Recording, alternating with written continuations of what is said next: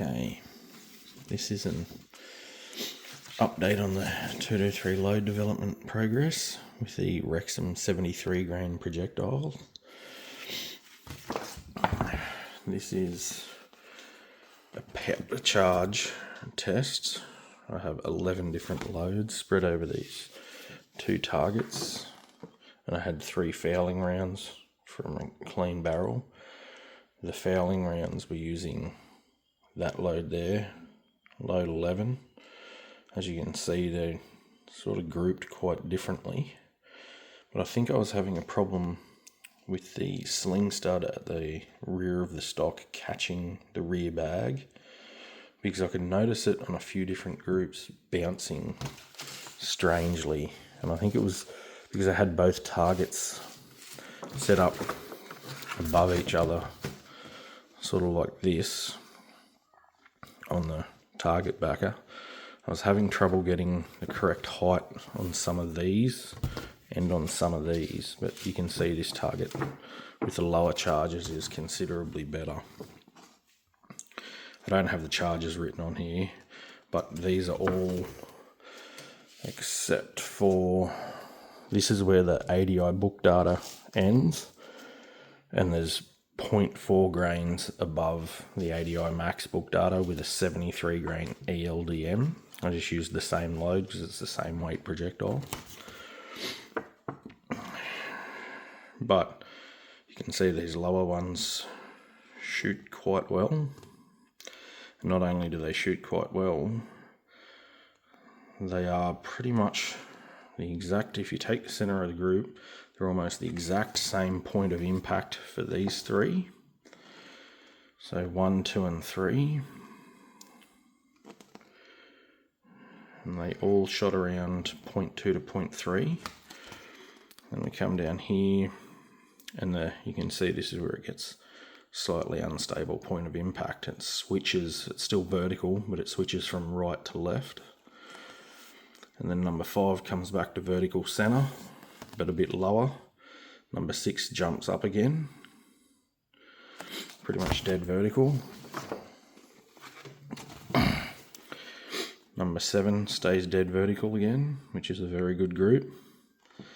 But then we have 8, and I'm pretty sure this is one of the groups where the rear bag caught on the sling stud. When I come home, I meant to take the rear sling stud out of the stock, but I forgot, so I'll have to do that next time. And then 9, this is where we start. This is a low 0.1 grains above ADI book data. 0.588.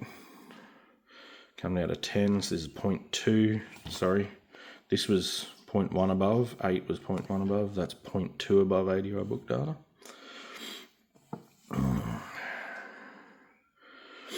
10 is 0.3 above ADI book data, and 11 is above ADI book data. So you got 2, and these are all 3-shot groups. You got 2 in the one hole there, and then 1 down there.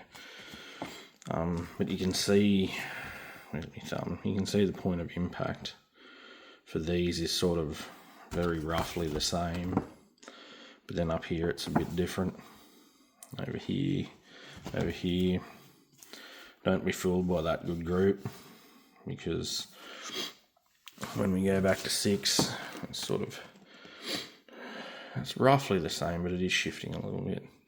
But I've chosen to go with load 2 here, just because of the point of impact here for these.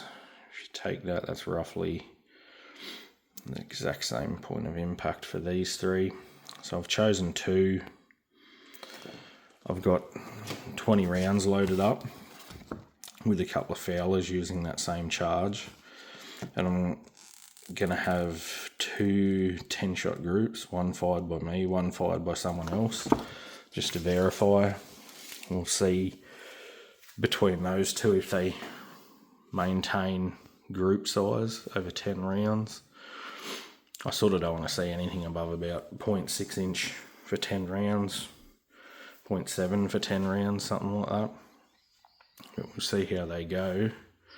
And interestingly, when I did the previous Let me grab this other target. Still have it here.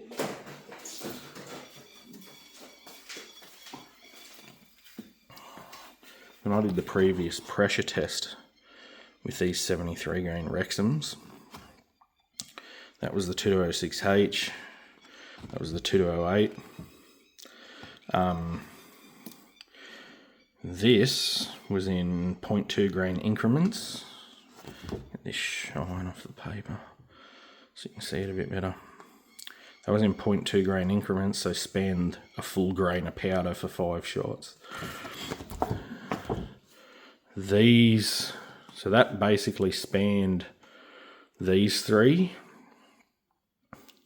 0.2 grains, or it spanned part of them anyway, because that had a 0.4 grain width in 2 of these shots.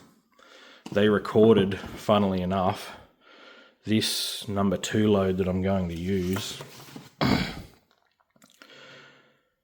was the flat spot for 0.4 grains, which is strange because normally you don't get that with 223, but they were within, I think, 4 feet a second of each other,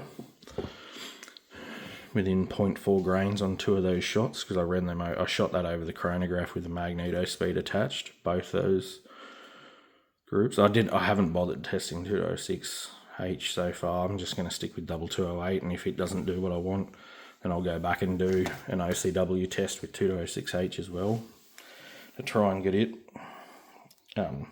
up to snuff, but we'll see how this goes over 2 10-shot groups. I think they're roughly 27-24 with a 73 grain Rexem. So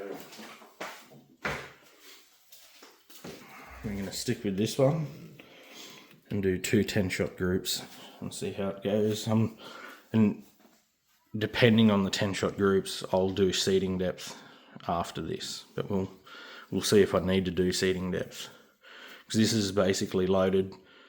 I found touch on the rifling with just the Hornady overall length gauge.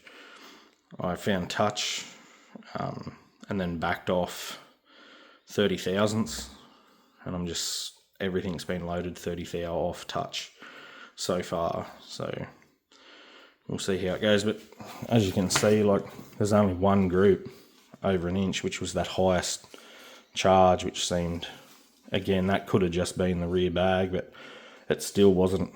Even this one with the fouling shots and the perfectly clean barrel was 0.523, but this one here, which is the one that it definitely felt funny when the gun recoiled, that's over an inch, but everything else is under. I think 0.216, that first charge, was the best of the day, followed by number 7, and then 3 and 2. 4 was under half, 5 was under half, 9 was about a half, and then 6 was the next best. But anyway, I'll keep you updated when I've done these 10-shot groups. Anyway, I'll catch you in the next one.